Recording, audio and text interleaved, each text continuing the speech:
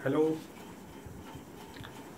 पिछले वीडियो में हम लोगों ने देखा था प्रोडक्ट ऑफ डिटर्मिनेंट पर कुछ क्वेश्चन, तो कैसा लगा था? अगर कुछ क्वेश्चन हो तो उसको पूछिएगा। आज हम लोग देखेंगे डिफरेंशिएशन ऑफ डिटर्मिनेंट। ये एनसीईआरटी में भी है। जब एनसीईआरटी का हम लोग डिफरेंशिएशन देखेंगे तो उसमें मिसलेनियस नामक एक्सरसाइज में डिटर्मिनेंट का डिफरेंशिएशन की चर्चा है एनसीईआरटी के मिसलेनियस में, इसलिए हम लोग को ये पढ़ना पड़ेगा। फिलहाल डिफरेंशिएशन तो थोड़ा बहुत सब लोग जानते ही हैं। जनरली डिफरेंशिएशन होता है वेरिएबल का कांस्टेंट का जीरो होता है, सबको मालूम है। डी बाई डी एक्स ये सब चीज़, उस पर भी हम लोग नहीं जाते हैं, उतना तो सब लोग जानते हैं कि एक्स स्क्वायर का डिफरेंशिएशन 2x होता है, एक्स का होता है 1, ये सब सबको मालूम है। उसके पीछे हम लोग माथापच्ची अपना नहीं करेंगे। फिलहाल में हम जनरली एक डिटर्मिनेंट लिए, इसके अंदर में कुछ एलिमेंट रहता है। जैसे हमने मान लिया यहाँ पर px मतलब कोई x का फंक्शन, जैसे ये हो गया px को हमने रिप्रेजेंट कर दिया 2x, या हम मान लेंगे 2x स्क्वायर प्लस 3x, कुछ भी हो सकता है px। एक कांस्टेंट टर्म भी हो सकता है 3 का मतलब क्या हो गया 3 into x का पावर, कोई भी एक फंक्शन हो गया px। तो px qx rx, यहां मान लेते हैं fx gx hx, और यहां मान लेते हैं ux vx rx। यह हम लोगों ने एक दे लिया डिटर्मिनेंट। जनरली डिटर्मिनेंट को हम लोग इससे रिप्रेजेंट करते हैं, और चूंकि यहाँ वेरिएबल x है तो हम इसे ऐसे भी लिख सकते हैं। ये रिप्रेजेंट करना हुआ, यहाँ पर कोई प्रॉब्लम नहीं है। हम क्या लिख सकते हैं लिखने को, हम क्या इसे यह भी लिख सकते हैं, क्योंकि यह भी तो आफ्टर ऑल एक्सपेंड करने के बाद एक x का फंक्शन ही निकलेगा।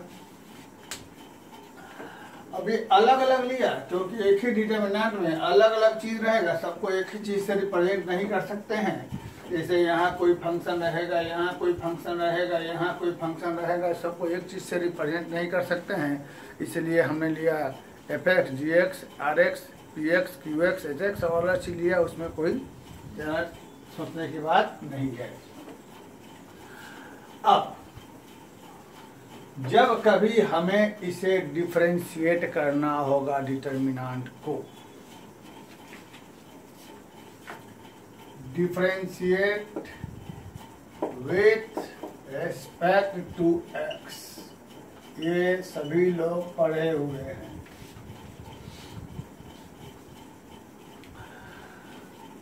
तो दोनों तरफ जब x के रेस्पेक्ट में डिफरेंशिएट करेंगे तो यहां से हमें मालूम है कि जब fx को डिफरेंशिएट करते हैं x के रेस्पेक्ट में तो ये हमें हो जाता है f डैश x। वैसे ही जब हम लोग gx को रिप्रेजेंट डिफरेंशिएट करेंगे x के रेस्पेक्ट में तो हो जाएगा g डैश x। अगर px को करेंगे तो हो जाएगा p डैश x। qx को करेंगे तो वह डैश मतलब डिफरेंशिएशन। तो इसको डिफरेंशिएट किया तो हमें क्या हो जाएगा, यह डैश। अब आगे इसे कैसे डिफरेंशिएट करेंगे, हम लोग इस बात पर जाते हैं। इसे डिफरेंशिएट करने के लिए हम लोग सबसे पहले एक लाइन में पहले रो को डिफरेंशिएट करेंगे। पहले रो का differentiation p dash x q dash x r dash x, बाकी दोनों हमारा रो ऐसे ही रह जाएगा। ux Vx फिर आगे दूसरे रो का differentiation f dash x, g dash x, h dash x, बाकी दोनों हमारा ऐसे ही रह जाएगा।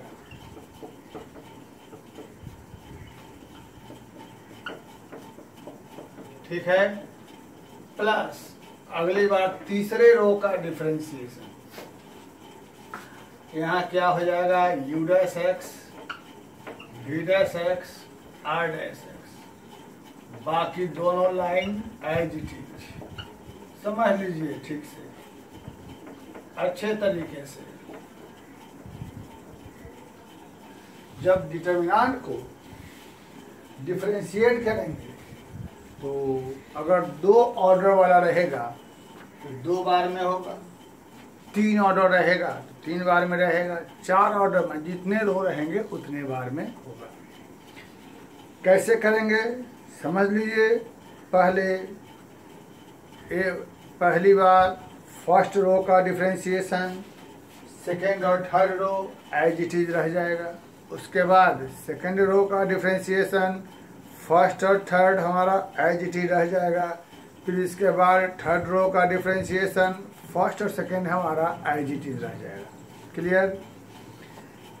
अब यहाँ पर हम एग्जाम्पल में क्वेश्चन लिखा हुआ है, तो मान लो हम इसे ऐसे ही, बाकी क्वेश्चन को मत ध्यान दीजिए, खाली सोचिए कि इसे डिफरेंशिएट करना होगा तो कैसे करेंगे। सबसे पहले रो को डिफरेंशिएट करेंगे तो सेकेंड और third row as it is रह जाएगा। उसके बाद सेकेंड रो को डिफरेंशिएट करेंगे, फर्स्ट और थर्ड रो हमारा एज इट इज रह जाएगा। उसके बाद थर्ड रो को करेंगे, फर्स्ट और सेकेंड हमारा एज इट इज रह जाएगा। तो ये हुआ सिंपली डिफरेंशिएशन ऑफ डिटर्मिनेंट। ठीक, तो किसी भी डिटर्मिनेंट को डिफरेंशिएट कर सकते हैं, इसमें कोई दुविधा। अब आगे डिफरेंशिएशन वाले इस पोर्शन को हम मिटा सकते हैं, देख लीजिए मिटा सकते हैं। आगे की बात यह है कि हमें दे रहा है वह बराबर वह, तो ये 5 सवाल है। 5 सवाल का अपना अलग अलग तरीका है पूछने का। सोचिए तो इस पर।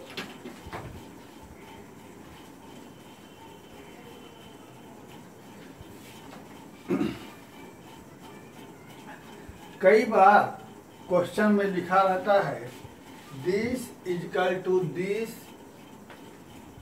एंड इज एन आइडेंटिटी, यह एक आइडेंटिटी है। तो find the value of e, find the value of d, ये सब चीज पूछता है। तो हम लोग इस पर थोड़ी चर्चा करेंगे।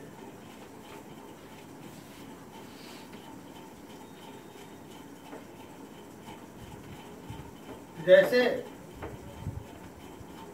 हम लोग बहुत बार ऐसा चीज देख चुके हैं कि अगर कहीं ऐसा दिया हुआ है x cube plus b x square plus c x plus d बराबर 7x cube minus 5x square plus 10, तो ABCD का वैल्यू क्या होगा। तो हम लोग पढ़े हुए हैं equating the coefficient of x. तो एक्स क्यूब का कोफिशिएंट बराबर करेंगे तो ए बराबर क्या हो जाएगा हमको 7। एक्स स्क्वायर कोफिशिएंट बराबर करेंगे तो बी बराबर हो जाएगा -5। एक्स चूंकि नहीं है तो सी बराबर हो जाएगा 0 और डी बराबर कांस्टेंट टर्म हो जाएगा 10। ऐसा हम लोग जानते हैं। तो यहाँ पर दे रहा है ये डिटर्मिनेंट बराबर इसके, तो कह रहा है कि सवाल में ई की वैल्यू क्या होगी, a plus b plus c plus d plus e की वैल्यू, ये सब क्वेश्चन पूछ रहा है। तो सोचो, हम लोग इसको पहले एक्सपेंड करते हैं, एक्सपेंड करेंगे पूरे को। एक्सपेंड करने के बाद हम मान लेते हैं कि हमारे पास यही चीज लेफ्ट साइड में ऐसा हो जाता है।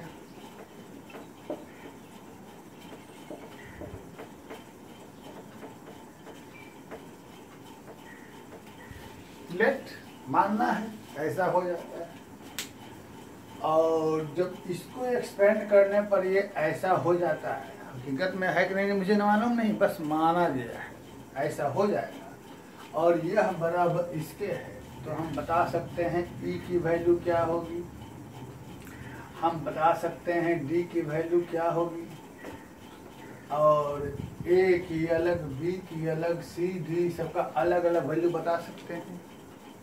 लेकिन चलो ये क्वेश्चन थोड़ा सा इजी टाइप का था तो यहाँ एक्सपेंड करके हम लोग निकाल सकते थे, लेकिन कभी कभी यहाँ पर थोड़ा कॉम्प्लिकेटेड क्वेश्चन मिल जाएगा, तब तो हमें निकालने में मुश्किल रहेगी।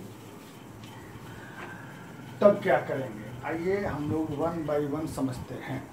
सबसे पहले E का वैल्यू निकालना है, तो क्वेश्चन में देखो जब E का वैल्यू निकालना है तो हमें सिर्फ E चाहिए। अब सवाल यह है कि फिर से एक बार हम थोड़ा एग्जाम्पल देख लेते हैं। हमारे पास यह दिया हुआ है 3x² प्लस 5x प्लस 10 बराबर ax² plus bx plus c। यह बराबर उसके है, यह बराबर उसके है, तो यहाँ a की वैल्यू 3 है, b की वैल्यू 5 है, c की वैल्यू 10 है। चूंकि ये बराबर इसके है तो LHS बराबर RHS है, यानी x की जगह कुछ भी रखेंगे दोनों बराबर रहेगा। तो जब हमें यहाँ पर सिर्फ हम पूछे कि c की वैल्यू क्या होगी, तो x की जगह कोई ऐसा वैल्यू पुट करो कि खाली यहाँ c बच जाए। तो हमने दोनों तरफ x की वैल्यू क्या पुट कर दी है, 0। तो दोनों तरफ जब x की वैल्यू हम 0 पुट कर देंगे तो यह भी 0, यह भी 0, यह भी 0, यह भी 0, यहाँ पर क्या बच जाएगा, c बराबर हमको 10। अब आ गई बात यहाँ पर आपके साथ कि हमको वहाँ पहले वाले क्वेश्चन में E का वैल्यू निकालना है। तो सोचो ऐसा हम x की जगह क्या रखें LHS RHS में कि यहाँ सिर्फ और सिर्फ हमें E बचे। सोचिए, आप लोग सोच ही लिए होंगे। तो पहले वाले क्वेश्चन के लिए हम लोग पुट x बराबर 0 LHS RHS दोनों तरफ रख देंगे। तो LHS में जब हम x की जगह 0 रख देंगे तो सोचिए तो क्या हो जाएगा हमारे पास, यहाँ 0 0 0 2 0 0 0 6 0 6, और RHS में यहाँ पर 0 0 0 0 E। तो बहुत ही आसान रहा। जब हम लोग देख रहे हैं कि एक लाइन के सभी मान 0 हैं, इसका मतलब ये रहा कि पूरे डिटर्मिनेंट का मान क्या हो जाएगा, 0। तो यहाँ से हम बता सकते हैं हमें E की वैल्यू क्या हो जाएगी, 0। क्लियर। अब आगे सेकेंड क्वेश्चन देखिए, हमें निकालना है a plus b plus c plus d plus e। खुद सोचें x की जगह ऐसा हम क्या रखें कि हमें हो जाएगा a plus b plus c plus d plus e। सोचें एग्जैक्ट, मुझे लगता है कि आप सभी लोग सोच लिए। x की जगह जब हम लोग 1 रख देंगे तो a plus b plus c plus d plus e। इस तरीके से जब हम लोग सेकेंड वाले क्वेश्चन में आएंगे तो पुट x बराबर 1, तो LHS में हमारे पास क्या हो जाएगा, 1 2 1 1 1 6 1 1 6। This is equal to a plus b plus c plus d plus e। अब यहाँ से क्या वैल्यू निकलेगा ये हमारा बहस का मुद्दा नहीं है, जो भी कुछ निकलेगा अपना निकलेगा। E का वैल्यू मालूम हो गया, आपने यह सेकंड निकाल लिया। तो ये दोनों जो फर्स्ट और सेकंड क्वेश्चन हैं ये 12 लेवल के हैं। तो तुम्हारे मन में एक बात आ रही हो कि अभी तक हमने डिफरेंशिएशन का यूज नहीं किया। पढ़ा रहे हैं डिफरेंशिएशन ऑफ डिटर्मिनेंट, देखते हैं। फिलहाल फिर से एक बार, क्या यह दोनों बातें समझ गए?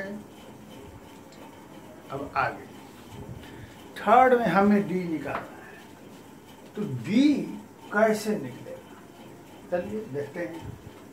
पहले इसी सवाल में आ जाइए। हमको यहाँ पर सी निकालने के लिए तो बेटा एक्स की जगह इस जगह बोल रहे हैं। सी की वैल्यू निकालने के लिए एक्स की जगह 0 रख दिया तो 10 बराबर सी हो गया। बी की वैल्यू कैसे निकालोगे? सोचो। हम लोग डिफरेंशिएट करेंगे दोनों तरफ, तो इधर में क्या हो जाएगा मालूम आप लोगों को, यहाँ क्या हो जाएगा मालूम, 10 का हो जाएगा 0, यहाँ क्या हो जाएगा 2x, यहाँ हो जाएगा b की वैल्यू निकालनी थी। अब सोचो x वाला टर्म गायब हो जाए, b का मान बच जाएगा, तो x बराबर 0 पुट कर दो तो b का मान क्या निकल गया। उम्मीद है आगे की बात आप लोग समझ गए होंगे। दिए गए डिटर्मिनेंट को दोनों तरफ डिफरेंशिएट कर दिया जाए। Differentiate both side, differentiate both side given determinant with respect to x। तो पहले डिटर्मिनेंट को कैसे डिफरेंशिएट करेंगे हमने बता दिया है। तो पहले वाले रो को एक बार डिफरेंशिएट करेंगे तो क्या हमें हो जाएगा 1 0 1। फर्स्ट रो का x का डिफरेंशिएशन 1, कांस्टेंट का 0, इसका 1। बाकी दोनों हमारा एज इट इज रह जाएगा। इस बारे में हम लोग चर्चा कर चुके हैं, ठीक। अब सेकेंड रो का डिफरेंशिएशन इसका हो जाएगा 2x 1 0, 2x 1 0। बाकी हमारे पास दोनों एज इट इज रह जाएगा। और फिर हम लोग तीसरे वाले रो का डिफरेंशिएशन 1 1 0, इसका 1 इसका 1 0। अब बाकी हमारा एज इट इज रह जाएगा। ये हुआ डिटर्मिनेंट का डिफरेंशिएशन। अब राइट का डिफरेंशिएशन क्या हो जाएगा 4ax cube plus 3bx square plus 2cx plus d। अब आगे ये हो गया। अब तुमको निकालना है थर्ड में d का वैल्यू। सोचो, जैसे पहले मैं निकाला था तुमने e, वैसे ही तुमको निकालना होगा d। तो थर्ड वाले के लिए पुट x बराबर 0, तो 0 पुट करेंगे तो यहाँ पर बच्चों क्या हो जाएगा 1 0 1 0 0 6 0 0 6, 0 पुट किया।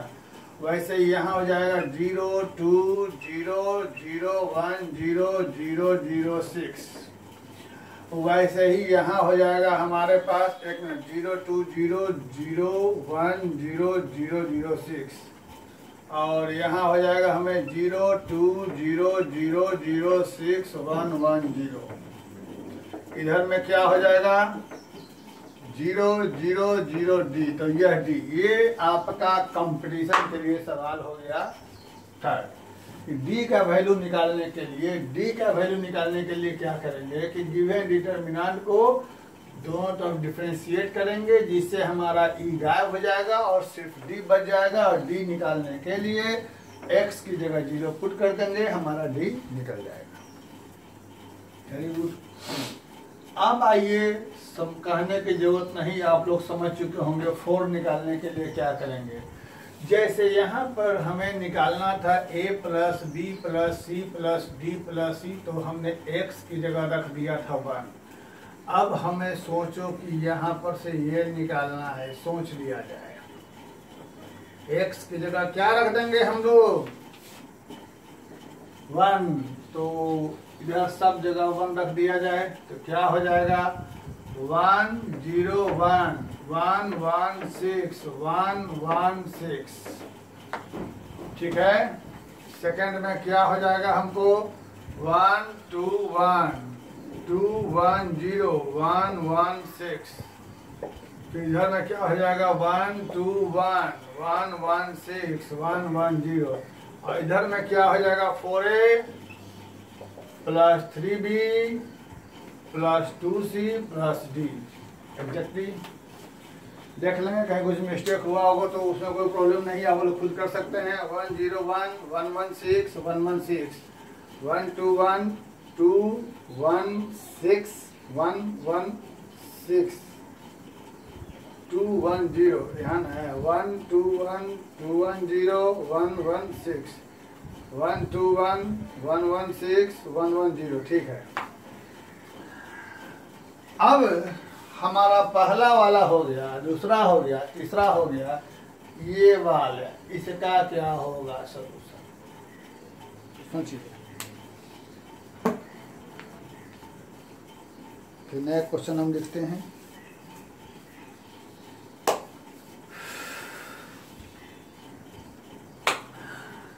आपको ऐसा नहीं लगता कि सेकंड और फोर्थ को जोड़ देंगे तो हमारा 5 बन जाएगा?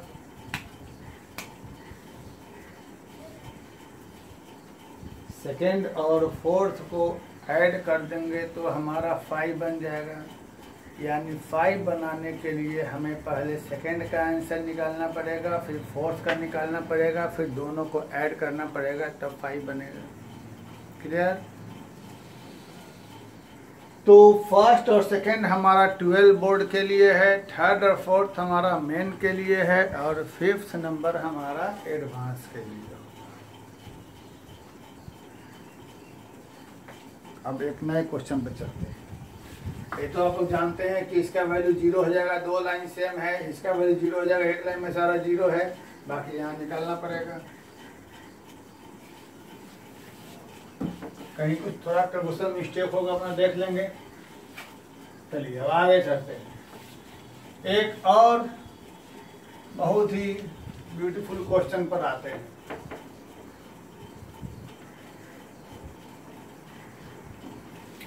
अब एक चीज और बाकी रह गया, इंटीग्रेशन बताना, और एक बाकी रह गया क्रेमर्स रूल। इंटीग्रेशन और क्रेमर्स रूल। फिलहाल एक अच्छा क्वेश्चन बताते हैं हम लोग, बहुत कॉमन क्वेश्चन है। If this is equal to 1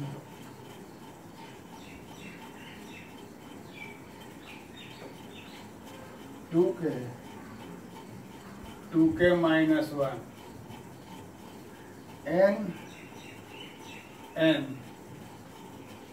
n square plus n plus 1 n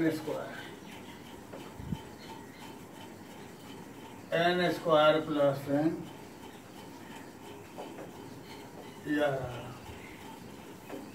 question मिला लिया जाए। पहले कॉलम में 1 2k माइनस 1, दूसरे कॉलम में n square plus n plus 1 n square, तीसरे में n square plus n square plus n plus 1, and summation of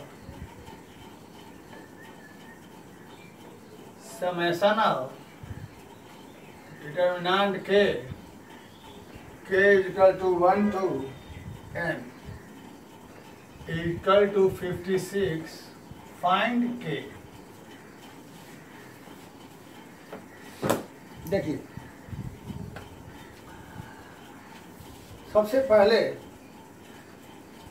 एक सवाल देखिएगा, बाकी ऐसे कंपटीशन वाले किताब में बहुत सारे सवाल होंगे, उसको बनाइएगा।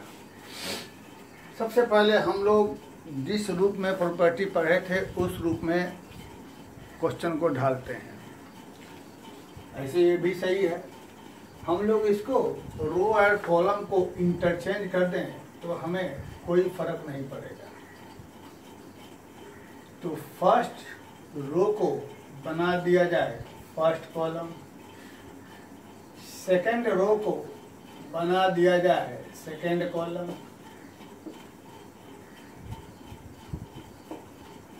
2k n square plus n plus 1 n square plus n, and third row को 2k माइनस 1 ये, और हमारे पास यह गिवन है। तो देखिए हमें ये इसका मतलब यह हुआ कि k की जगह हुआ प्लस k की जगह 2 प्लस k की जगह 3 प्लस k की जगह n बराबर यह हो। अब जब ये दे रहा है तो इसका वैल्यू हमें क्या हो जाएगा, जहाँ जहाँ k है वहाँ वहाँ 1 रख देंगे। इसको फिर हम शॉर्ट में बताएंगे, फिलहाल अभी समझा देते हैं। k की जगह 1 रख देंगे, जहाँ जहाँ k है वहाँ वहाँ 1 1 2 1, बाकी as it is.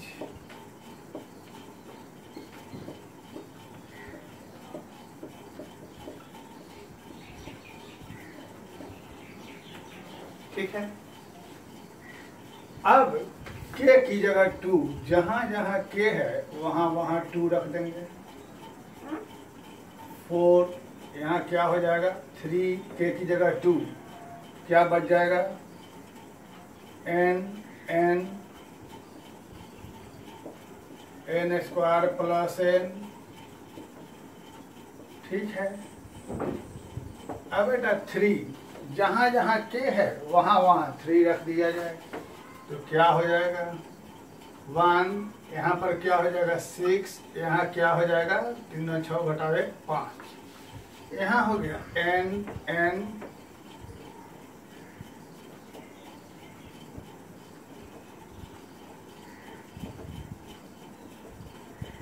This plus, अब यहाँ पर m रख दिया जाए जहाँ जहाँ k है 1 2n माइनस 1। क्लियर। नीचे में क्या हो जाएगा n square n plus 1 n square plus n square plus n plus 1।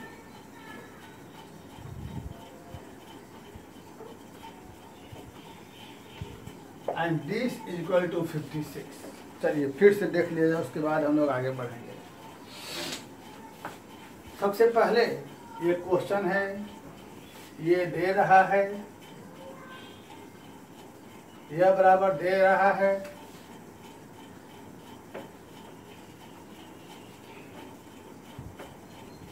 तो ये क्वेश्चन रहा, ये डिटर्मिनेंट ये गिवन है k का वैल्यू, तो हमने पहले डेल्टा k लिया। उसके बाद ये क्या किया, तो क्वेश्चन हमारा यही था, बस किया कुछ नहीं, इसमें हम लोगों ने रो और कॉलम को इंटरचेंज कर दिया, तो ये बन गया, कोई फर्क नहीं पड़ता। अब आगे इसे हम लोग ऐसा लिख सकते हैं। अब डेल्टा के यह है तो डेल्टा 1 क्या होगा, जहाँ जहाँ k है वहाँ 1 रख देंगे, बाकी एज इट इज। डेल्टा 2 क्या होगा, जहाँ जहाँ k है वहाँ 2 रख देंगे। 3 क्या होगा, n क्या होगा बराबर का। हम लोगों ने एक डिटर्मिनेंट की प्रॉपर्टी पढ़ी थी, जब एक लाइन में ऐसा था b plus beta c plus gamma x y z and p q r, तो ये डिटर्मिनेंट हमारा 2 भाग में टूट गया है, plus alpha beta gamma x y z बेटा जब हम इधर से उधर जा सकते हैं तो उधर से इधर भी आ सकते हैं। तो ध्यान देने वाली बात यह है कि ये दोनों जब सेम है तो बाकी इसको हमने ऐड कर दिया। तो वही प्रक्रिया यहाँ देखो, जब ये सब में सेम है, ठीक है, ये वाला सब में हमारा सेम है, ठीक है ना, तो क्या हो जाएगा सो सोच लीजिए आप लोग। ये वाला सब में जब सेम है तो यहाँ के बाद क्या होगा कि ऊपर वाला जुड़ जाएगा, 1 + 1 + 1 to n टर्म तक, फिर आगे 2 + 4 + 6 प्लस कहाँ तक 2n, ठीक। अब फिर आगे 1 + 3 + 5 प्लस कहाँ तक 2n - 1, और नीचे में क्या रह गया n। ये तो ऐसे ही रह जाएगा हमारा, यह भी ऐसे ही, यहाँ n और यहाँ पर n² + n + 1 = 56। क्या हुआ समझ गए? ये सब सेम है, ऐसे ही रह गया, ऊपर वाला ऐड हो गया। अब इसको ऐड किया जाए, कैसे ऐड किया जाए? तो जरा हम इसे मिटा देते हैं बच्चों। ऐड करने क्रम में क्या करेंगे हम लोग कि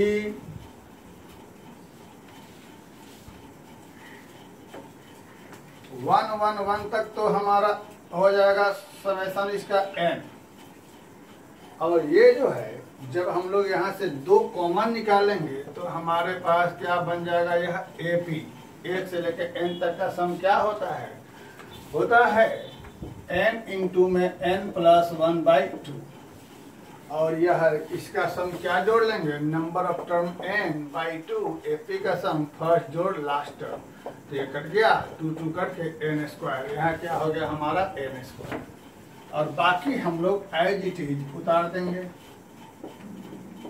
ये बहुत मामूली घटना है, ये आप लोग कर सकते हैं। इसको जो बताया हमने बहुत एक्सप्लेन किया, इससे ज़्यादा एक्सप्लेन करना तुम्हारी बेइज्जती करना है। तो बच्चों ये हुआ। अब आगे की बात, यहाँ के बाद हमें निकालना किसका है, k का वैल्यू, सॉरी n का वैल्यू निकालना होगा, n का वैल्यू। तो हमको यहाँ के बाद हम लोग इसको कैसे करें, तो बहुत ही आसान काम लग रहा है।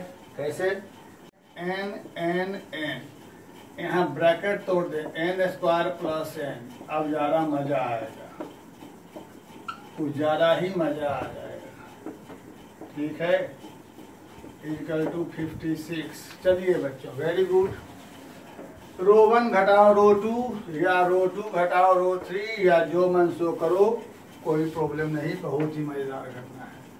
चलो, = 56, R1 - R2, ठीक है।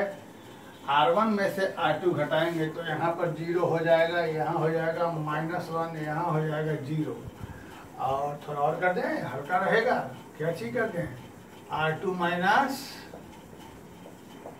R3 भी कर दें, हल्का हो जाएगा। तो यहाँ भी क्या हो जाएगा 0, यहाँ क्या हो जाएगा 1, यहाँ क्या हो जाएगा -n + 1, बाकी को छोड़ दिया जाए, n n² + n n² n + 1, ठीक।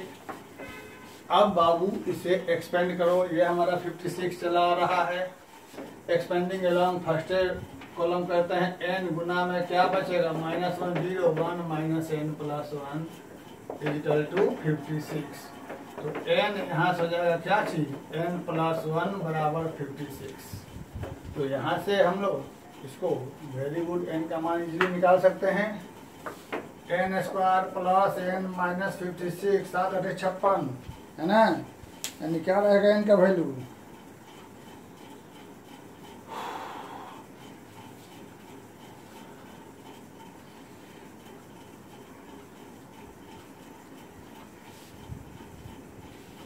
आठ 8 या 7, हैं।